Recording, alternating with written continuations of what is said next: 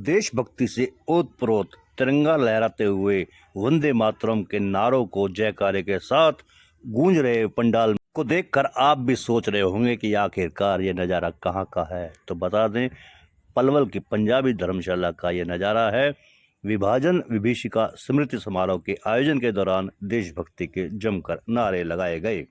विभाजन विभीषिका स्मृति समारोह के प्रदेश संयोजक व पूर्व मंत्री मनीष ग्रोवर व विधायक सुभाष सुदान ने स्वयं तिरंगे लहराकर उपस्थित पंडाल में जनसमूह में उत्साह का संचार किया। कार्यक्रम में मुख्य रूप से पटौदी के स्वामी धर्मदेव महाराज ने भी शिरकत की। इस अवसर पर पलवल के विधायक दीपक मंगला व पूर्व मंत्री सुभाष कत्याल विशिष्ट अतिथि रहे। कार्यक्रम में विशेष रूप से पलवल के पंजाबी समाज के बुजुर्ग सदस्यों का शाल ओढ़ाकर व माला पहनाकर स्वागत किया। भाजपा के जिला उपाध्यक्ष एडवोकेट राजीव कत्याल संयोजक रहे। सफल करने में जो आप सबने सहयोग दिया, मैं आप सबका बहुत बहुत दिल की गहराइयों से धन्यवाद करता हूँ। समय की बाध्यता के कारण मैं ज्यादा तो नहीं बोलता, क्योंकि मैंने भी सोचा हुआ था विभाजन विभीषिका दिवस है। हमारे बुजुर्ग हमें जब छोटे से थे तब से बताते आ रहे हैं कि कैसे कैसे हम लोगों ने त्रासदी झेली है, लेकिन समय की बाध्यता न होते हुए मैं एक बात जरूर कहना चाहूंगा। यहाँ पर 36 बिरादरी के सर्व समाज के लोग उपस्थित हैं, इसलिए मैं सबको एक बात बताना चाहता हूँ। जिस समय भारत का विभाजन हुआ था हिंदुस्तान का, उस समय हिंदू आबादी 25 करोड़ थी और मुस्लिम आबादी 4.8 करोड़ थी। तो साथियों, 4.8 करोड़ के लिए एक देश अलग बन गया था, उसका विभाजन हुआ था।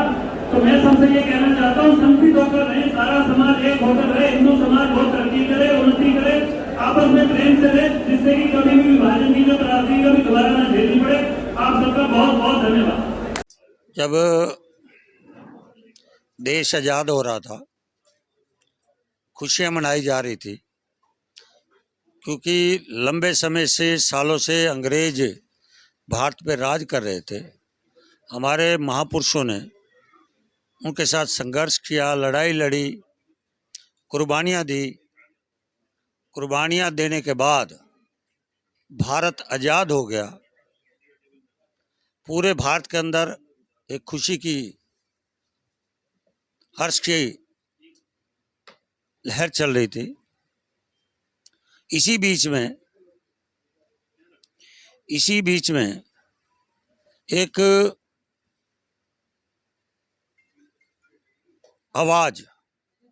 हवा कुर्सी के लिए विभाजन की आ रही थी। उस समय के बैठे हुए लोगों ने जो अगुवाई कर रहे थे, उन्हें कहा विभाजन नहीं होगा, विभाजन होगा तो हमारी लाशों पर होगा।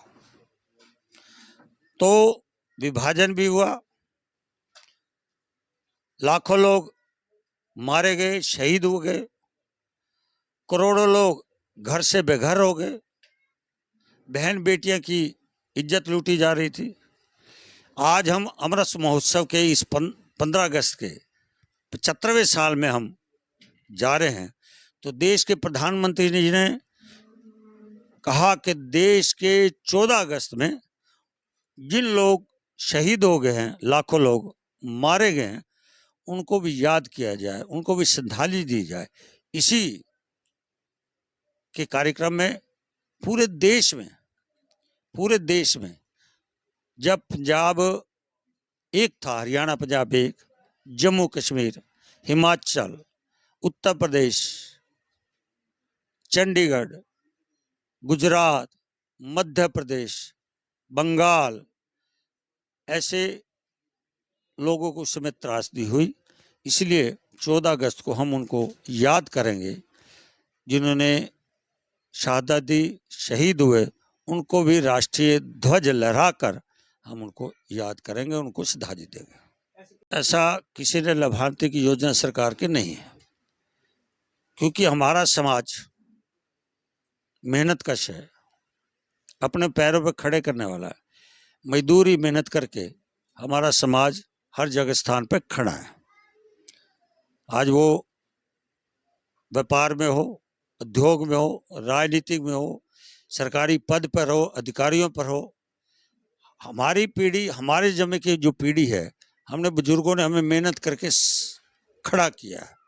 हम तो आज देश के प्रधानमंत्री चाहते हैं कि युवा, जो आने वाला युवा है, उसको उस इतिहास का पता हो जिस समय उनके साथ बीती। जो समाज अपने इतिहास को भूल जाता है तो समाज के पन्नों से हट जाता है।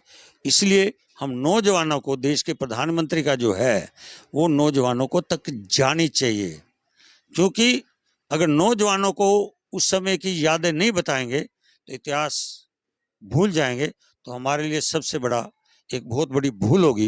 इसलिए देश के प्रधानमंत्री ने कहा है उन नौजवानों को भी याद करो, देश के साथ जुड़ें, भारत माँ के साथ जुड़ें, भारत के राष्ट्रीय ध्वज के साथ जुड़ें।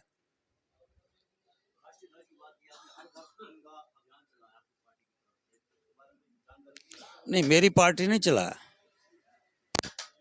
मेरे पार्टी का नहीं है, ये देश का, उन नौजवानों को है जो हमारी रक्षा कर रहे हैं,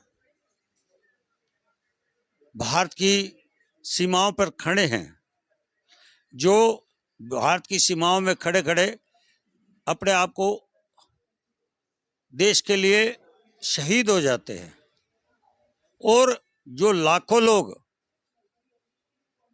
15 अगस्त से पहले बंटवारे के टाइम शहीद हुए हैं, उनको याद करना ये एक पार्टी का नहीं है, ये देश के हर नागरिक का फर्ज बनता है कि हम उनको याद करें।